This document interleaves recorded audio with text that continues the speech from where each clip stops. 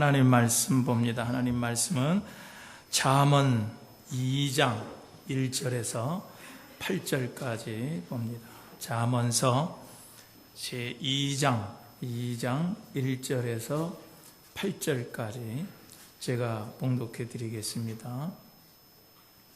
내 아들아, 네가 만일 나의 말을 받으며 나의 계명을 네게 간직하며 내 귀를 지혜에 기울이며 네 마음을 명철에 두며 지식을 불러 구하며 명철을 얻으려고 소리를 높이며 은을 구하는 것 같이 그것을 구하며 감추어진 보배를 찾는 것 같이 그것을 찾으면 여호와 경외하기를 깨달으며 하나님을 알게 되리니 대저 여호와는 지혜를 주시며 지식과 명철을 그 입에서 내심이며 그는 정직한 자를 위하여 완전한 지혜를 예비하시며 행실이 온전한 자에게 방패가 되시나니 대저 그는 정의의 길을 보호하시며 그의 성도들의 길을 보전하려 하심이니라. 아멘.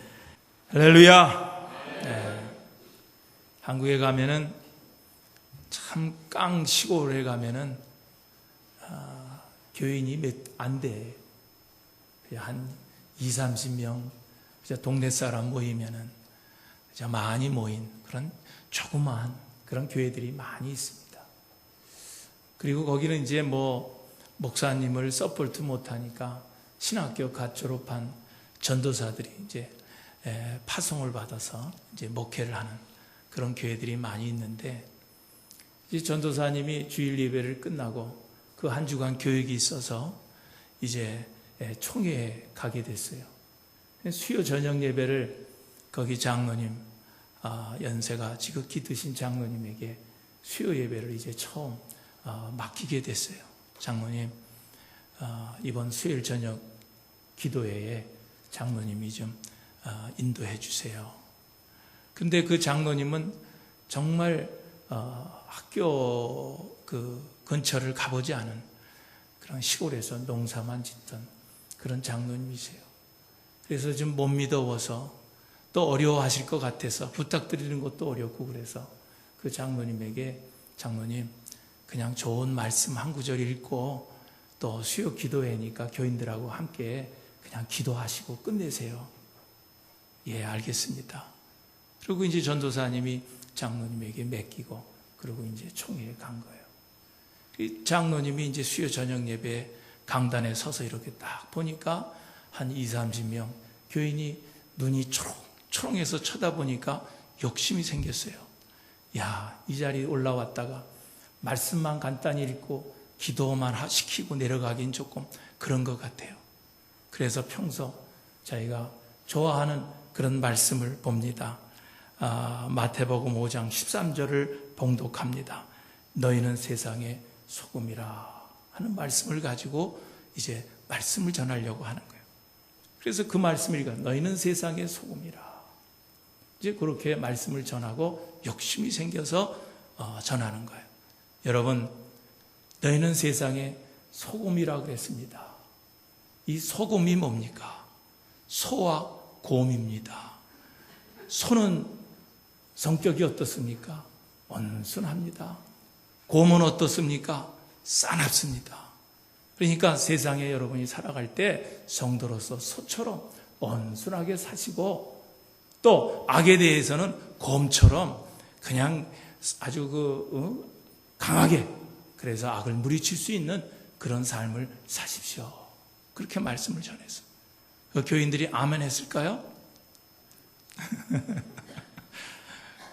왜 제가 이런 예화를 여러분에게 드리냐고 하면은요, 얼마나 우리들이 말씀에 무지한가라고 하는 것을 말씀을 드리는 거예요. 너희는 세상의 소금이라, 이렇게 우리가 늘 들었는데 그 장로님은 그거를 소곰으로 하신 거예요. 네, 소곰으로. 그래서 소와 곰이다. 네. 여러분, 오늘 웃을 일이 아니라 오늘 우리들도요, 이 말씀을 배우고 읽고 하는 일에 등한히 한다면은요, 이 말씀이 아니라도 다른 말씀 속에서도 우리가 실수할 때가 많이 있습니다. 잘못 해석할 때가 많이 있다라고 하는 거예요. 교인들 신앙생활하는 모습을 옆에서 이렇게 지켜보면은요, 그분이 성경을 어떻게 대하느냐, 성경을 어떻게 대하고 성경에 대해서 어떤 생각을 가지고 성경을 읽고 배우느냐 하는 것을 보면은 그 사람의 신앙생활의 수준을 알 수가 있습니다. 무슨 말이냐고 하면은 하나님의 말씀을 아주 소중하게 생각하고 그 말씀을 늘 가까이 하기를 힘쓰는 사람은 그 삶이 굉장히 아름답습니다. 그리고 경건한 삶을 삽니다. 그런데 반대로 하나님의 말씀을 아주 가볍게 취급하는 사람들 보면은 그 사람의 신앙생활도 가볍게 할 수밖에 없는 거예요. 말씀을 가볍게 생각하는 사람은 신앙생활도 가만히 보면은 가볍게 신앙생활하는 것을 볼 수가 있습니다. 특별히 하나님의 말씀을 그냥 부정적으로만 생각하고 또 이것저것 말씀을 따지기 좋아하고 그 말씀을 자꾸 비판적으로 대하는 사람은 그의 신앙생활뿐만 아니라 그의 다른 일반 삶에도 보면은 항상 그 사람은 항상 비판적, 항상 불만이 가득하고 매사에 부정적인 삶을 사는 것을 볼 수가 있습니다. 그러니까 내가 성경을 어떻게 어떤 자세로 어떤 태도로 바라보고 그것을 읽고 배우느냐 하는 것이 우리 신앙생활의 수준을 결정한다고 하면은 오늘 내가 말씀을 어떻게 대하느냐 하는 것이 얼마나 중요한 문제인지 모릅니다. 오늘 우리가 읽은 본문 말씀에 보면은 어떤 자세로 하나님의 말씀을 대할 것인가에 대해서 8가지로 말씀해 주고 있는 것을 볼 수가 있어요. 오늘 1절부터 4절까지 보면은요, 여러분들 가만히 거기 보면은 1절에 보면은 받으며 또 나의 계명을 네게 간직하며, 2절에 보면 기울이며, 또 마지막 부분에 두며, 또 3절에 소리를 높이며, 4절에 보면 구하며, 또 4절 마지막 부분 찾으면. 그래서 그러니까 이것이 뭐냐면은 말씀을 어떻게 대할 것인가 라고 하는 것을 8가지로 오늘 우리에게 말씀해 주고 있는 것을 볼 수가 있습니다. 먼저 1절 전반절을 보면은 뭐라 그랬어요? 내 아들아 네가 만일 나의 말씀을 어떻게 하며? 받으며. 그랬어요. 받으며. 그러니까 하나님의 말씀을 어떻게 하라는 거예요? 받으라는 거예요. 하나님의 말씀을 받으라는 거예요. 여기 받는다라고 하는 말은 영접한다, 수용한다라고 하는 뜻이 있어요. 그러니까 여러분이 말씀을 받을 때 어떤 태도로 말씀을 받아야 되느냐? 정말 내가 오랫동안 기다리던 그런 손님을 영접하듯이 그 말씀을 받으라는 거예요. 그런 마음으로 이 말씀을 받으라는 거예요. 정말 친한, 절친한 그런 친구, 정말 가장 존경하는 그런 스승님을 내가 영접하듯이 말씀을 그런 존경심과 애정을 가지고 영접해 드리라고 하는 거예요. 여러분 그렇습니다. 오늘 우리에게 필요한 것은요, 하나님의 말씀을 받을 때 잘 수용하는 자세가 필요해요. 하나님의 말씀이 떨어질 때 그 말씀을 아멘으로 받아들일 수 있어야 그 말씀이 자기에게 은혜도 되고 능력으로 역사하게 되는 거예요. 신앙생활 잘하는 분들 특징을 보면은요, 이 하나님의 말씀에 대한 수용성, 받아들이는 그런 자세가 아주 좋은 분들이라고 하는 그런 공통점이 있는 것을 알 수가 있습니다. 여기서도 설교를 하다 보면은 말씀을 잘 받아들이는 분들이 있어요. 그런 분들을 보면은 말씀을 아주 기쁘게 받아들여요. 표정이 말씀을 아주 기쁘게 받아들이는 표정이 나요. 제가 그러면서 쳐다보니까 일부러 얼굴을 또 이렇게 바꾸시는 분들이 몇 분 계시더라고요. 그러실 필요는 없고 이제 앞으로 바꾸시면 되는데 말씀을 아주 기쁨으로 받아들이고 즐거움으로 받아들이고 또 감사함으로 받아들이는 것이 보여요. 그게 보인다고요. 여러분, 하나님의 말씀을 잘 공부하기 위해서는요, 무엇보다도 겸손하게 말씀을 받아들이고 말씀을 배우려는 자세가 필요한 거예요. 오랫동안 신앙생활을 해왔음에도 불구하고 여러분 믿음이 성장하지 못하는 이유가 뭔지 아세요? 다른 것 없어요. 말씀을 받아들이는 자세의 문제가 있기 때문에 그런 거예요. 말씀을 받아들일 때에 그 말씀을 잘 받아들이지 못하고 늘 그 말씀을 자기 마음대로 판단하고 그 말씀을 자기 마음대로 해석하기 때문에 믿음이 자라질 않는 거예요. 예를 들어서 제가 어떤 말씀을 여러분에게 하는데 그 말씀을 들으면서 야, 이 말씀은 저 김집사가 들어야 되는데 오늘은 그 김집사가 또 안 왔네. 이 말씀은 저 김집사가 들어야 되는데 하는 생각을 들으면서 여러분 말씀을 들으면 그 말씀이 여러분에게 은혜가 되겠어요? 절대로 은혜가 안 됩니다. 그러니까 받는 사람의 준비가 중요하다라고 하는 거예요. 여러분 학생들도 마찬가지입니다. 어떤 학생이 공부를 잘합니까?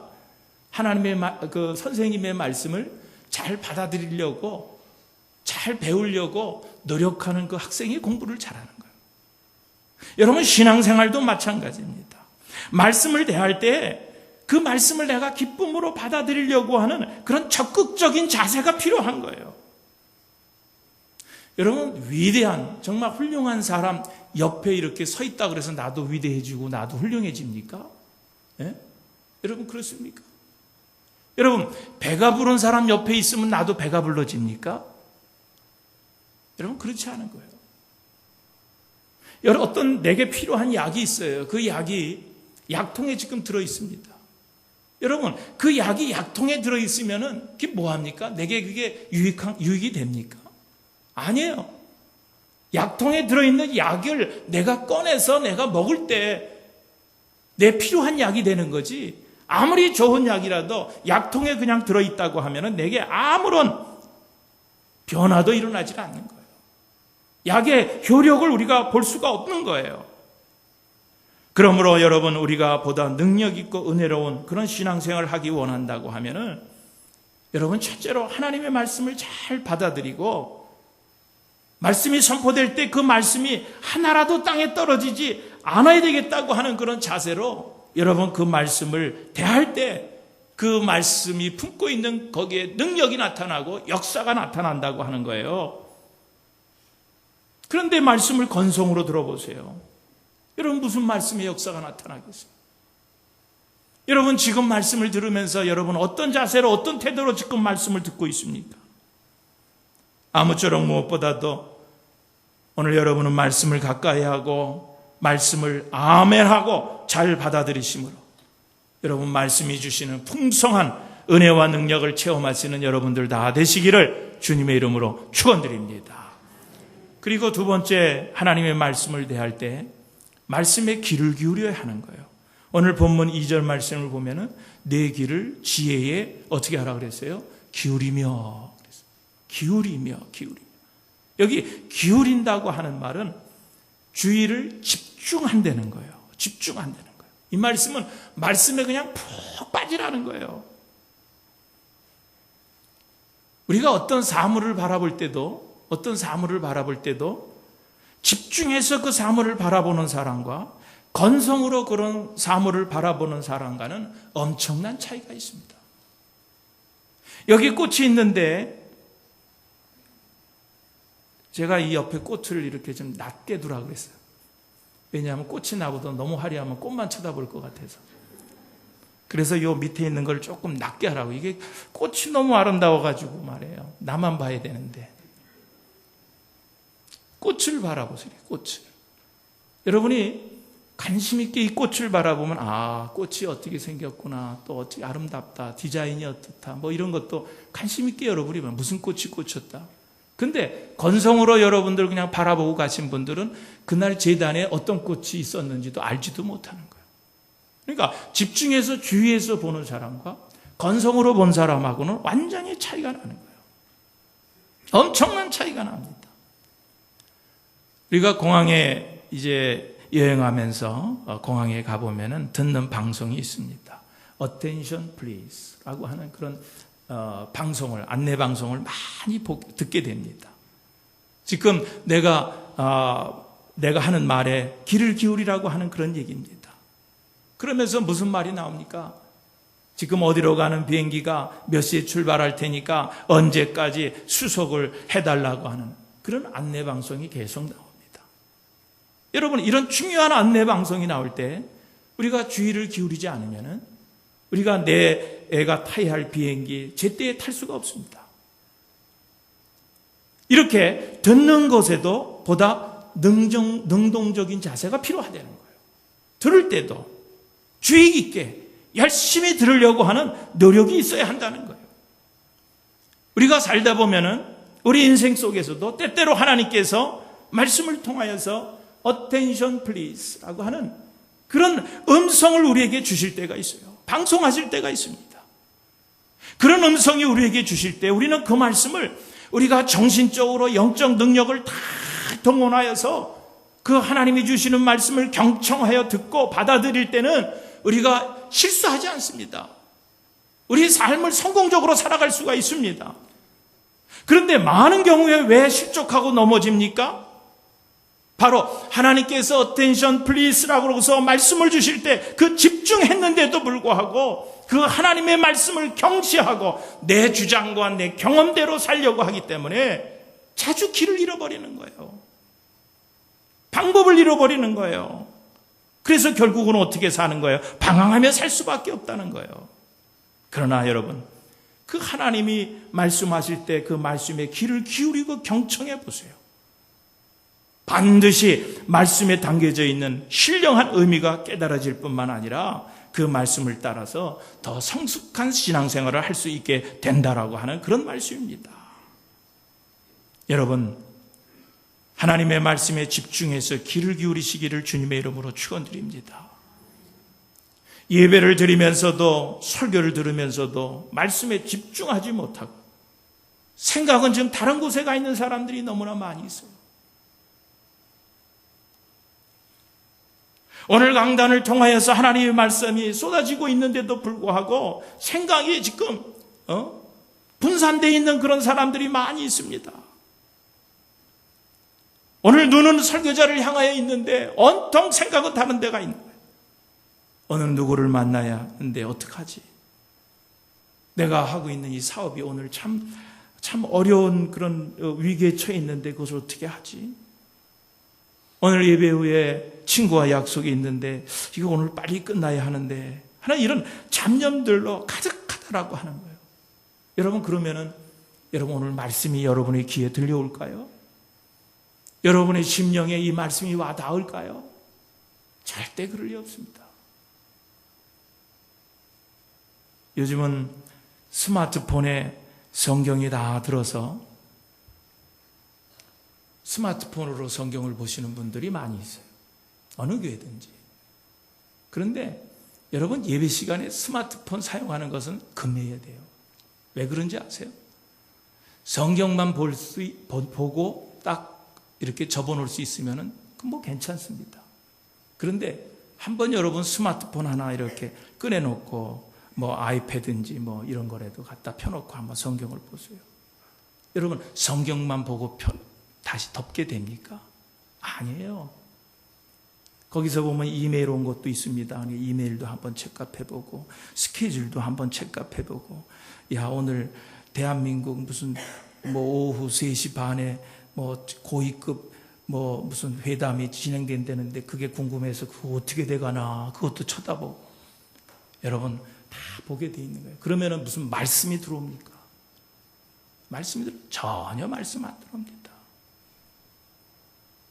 제가 스마트폰이 처음에 나왔을 때 한국에 한번 방문한 적이 있어요.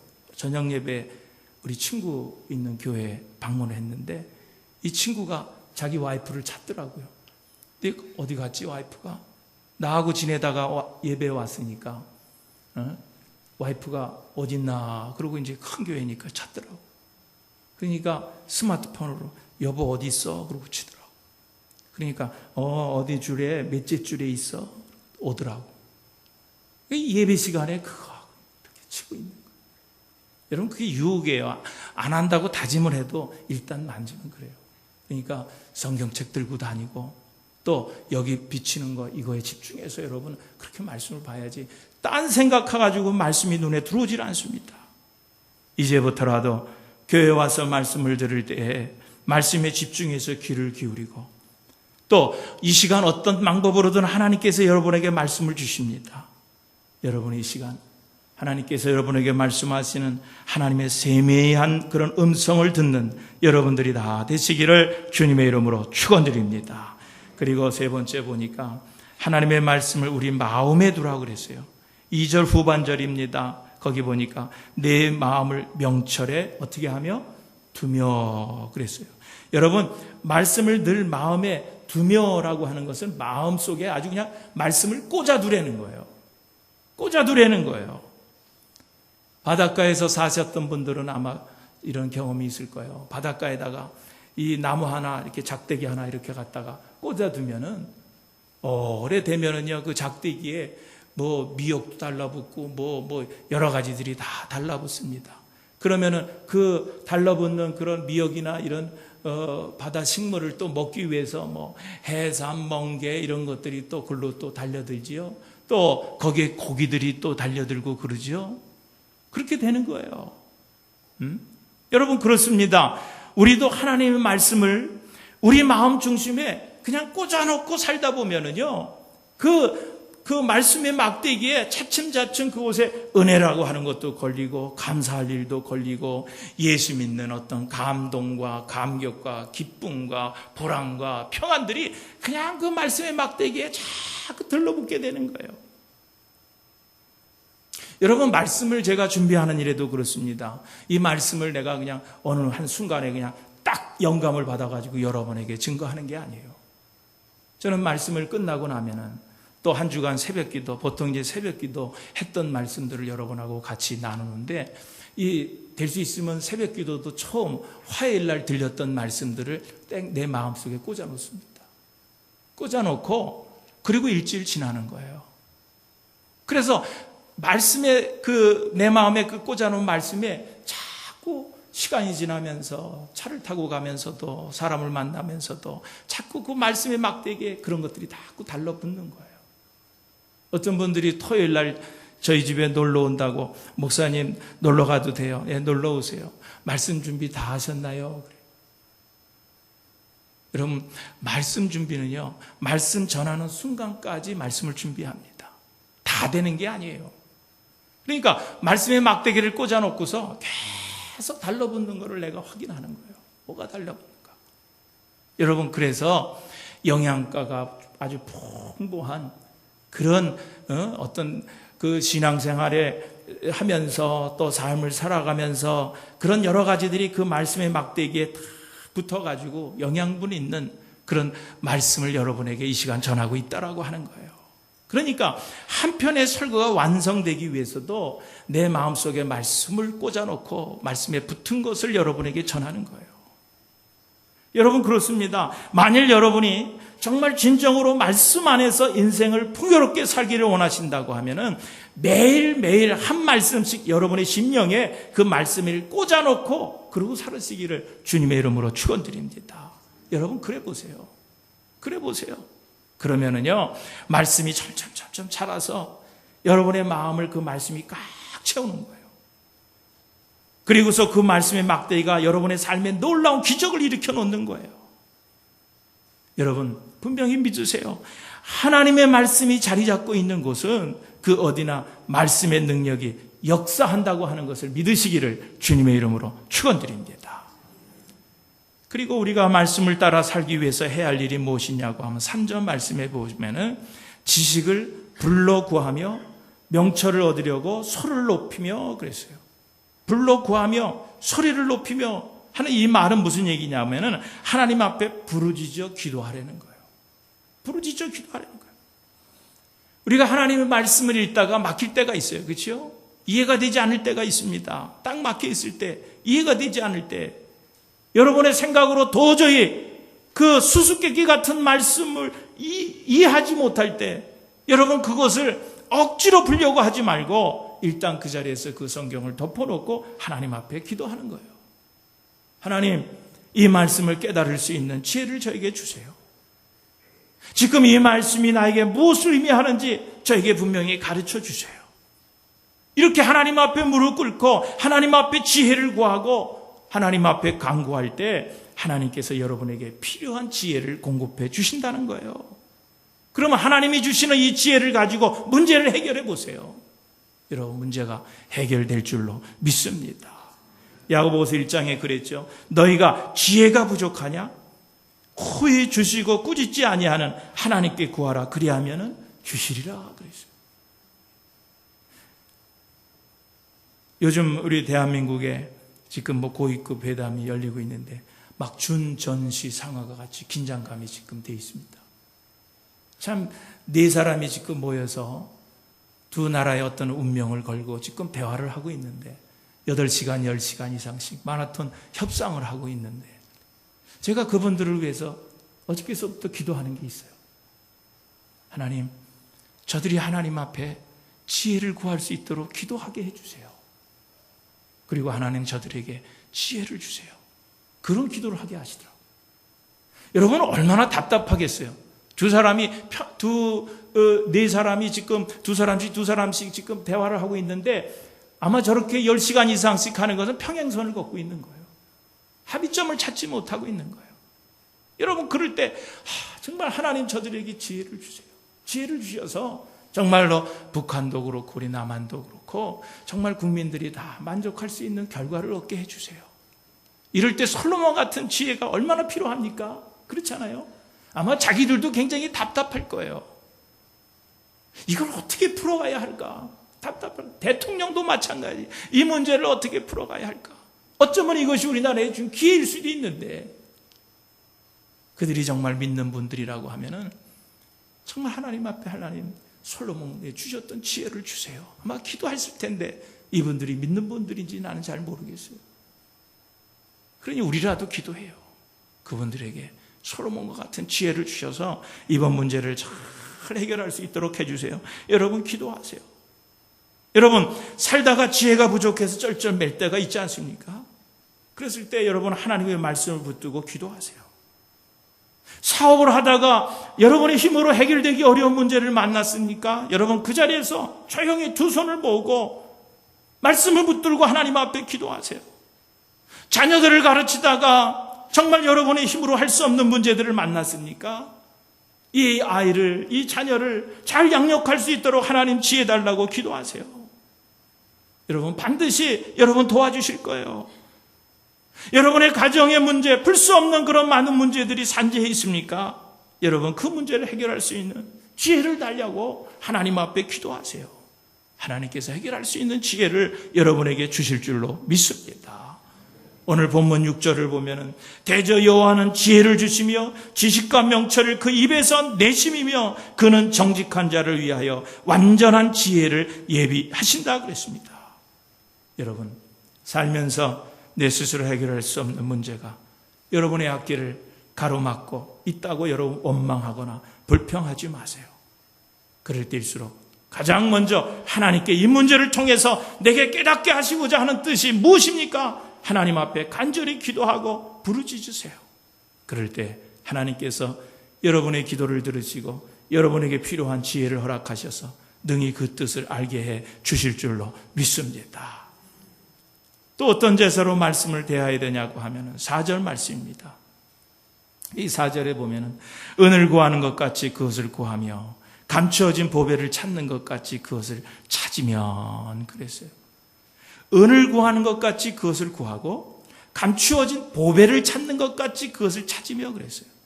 여러분 이 말씀은 무슨 말씀이냐고 하면 이 광부들이 쓰는 용어인데 금은보화를 찾기 위해서 땅을 깊이 파내려간다고 하는 그런 모습을 얘기해 주고 있는 거예요. 그러니까 하나님의 말씀을 내가 바로 이해하고 그 성경 말씀 가운데 담겨져 있는 그 오묘한 비밀을 깨닫기 원한다고 하면은 여러분 말씀을 깊이 파내려가는 자세가 있어야 한다는 거예요. 단순한 어떤 호기심만 가지고서는 말씀을 이해할 수 없어요. 그냥 언뜻 한번 보고 나서 그런 말씀은 그런 것쯤은 나도 알아. 여러분 이렇게 쉽게 판단하지 말라는 거예요. 여러분 그런 식으로는요 말씀이 갖고 있는 깊은 의미를 깨닫지는 못합니다. 그냥 말씀을 쳐다보기만 하고 파들어가지 않는다고 하면은요, 그냥 말씀은 우리에게 감추어진 비밀인 것이 많이 있습니다. 그러므로 우리가 말씀의 의미를 캐내기 위해서는 그 말씀을 깊이 파내려가는 그런 자세가 있어야 한다는 거예요. 무슨 말씀이에요? 노다지를 얻기 원한다면 그에 따르는 무수한 고난과 역경도 감수할 줄 알아야 한다는 거예요. 모든 것을 희생해서라도 얻고야 말겠다고 하는 강한 의지가 필요하다는 것입니다. 여러분, 지혜는 그냥 순식간에 얻어지는 것이 아니에요. 지혜는 여러분 손쉽게 얻을 수 있는 것도 아니에요. 그냥 아니라고 나태한 태도로는요, 결코 그 말씀의 광산에 깊이 파묻혀 있는 보화를 결코 찾아낼 수 없다라고 하는 거예요. 그러므로 여러분, 성경 공부하는 일에도 열심을 다해요. 열심을 다하셔야 돼요. 우리 교회가 성경 공부하다가 지금 성경 공부를 좀 안 하고 있는데, 그래서 주일날 무슨 성경 공부하라고 막 그런 것도 하고, 여러분들 열심히 하셨어요. 지금 잠시 조금 중단되어 있는데 교회 성경 공부하는 일이 많이 있어야 됩니다. 그리고 이런 성경 공부반이 많이 있어야 돼요. 이런 침례교 같은 경우에서는 교인 수를 예배에 참석하는 사람으로 교인 수를 얘기하지 않습니다. 성경 공부에 참석하는 사람을 교회 수로, 숫자로 그렇게 보고를 합니다. 여러분, 그거 맞는 얘기예요. 그래서 성경 공부들을 많이 해요. 그러니까 오늘 우리 교회도요, 이런 성경 공부 열심히 해야 됩니다. 여러분, 성경 안에 놀라운 하나님의 보화들이 다 감춰져 있어요. 그런데 그 성경을 파질 않으니까 그 보화들을 우리가 깨닫지를 못하는 거예요. 보지도 못하는 거예요. 그저 표면적으로만 이해하고 지나가서는요, 아무 역사도 나눌 수가 없는 거예요. 아무것도 얻을 수가 없습니다.